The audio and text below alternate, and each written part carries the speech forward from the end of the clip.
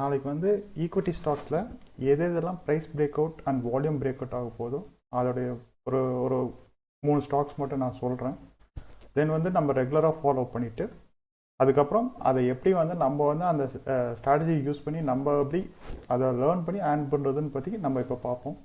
நம்ம பார்க்க போகிற ஃபஸ்ட்டு ஸ்டாக் வந்து பாரதி ஏர்டெல். பாரதி ஏர்டெல் பார்த்தீங்கன்னா இத்தனை நாளுக்கு வந்து ஒன்லி கன்சல்டேஷன் மோட்லேயே இருந்தது. தென் வந்து பார்த்தீங்கன்னா என்னென்னா பிஃபோர் டிசம்பர் 15லேருந்து பார்த்தீங்கன்னா அதோட வால்யூம்ஸ் வந்து ஹியூஜாக இருக்குது.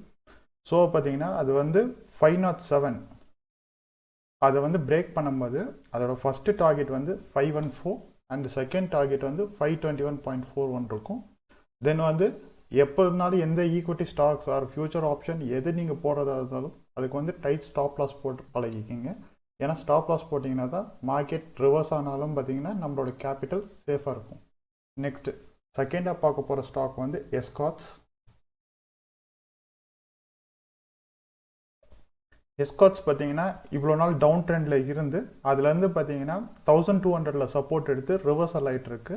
ஸோ வந்து பார்த்தீங்கன்னா அதோட பை அபோவ் வந்து 1265, அதோட ஃபஸ்ட்டு டார்கெட் வந்து 1284 அண்ட் செகண்ட் டார்கெட் வந்து 1314 அண்ட் ஸ்டாப் லாஸ் வந்து 1252.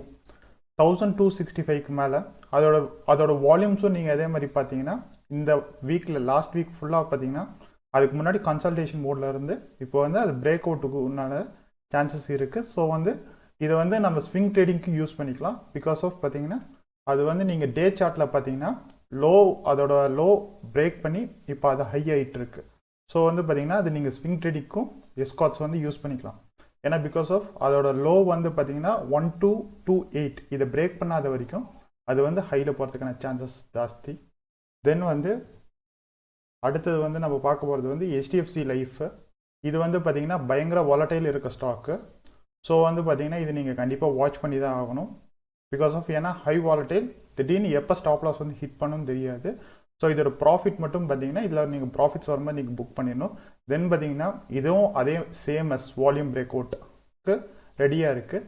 இது வந்து 649.65 இன்னைக்கோட அது வந்து போஸ்ட் மார்க்கெட்டில் வந்து 649.65 முடிஞ்சிருக்கு.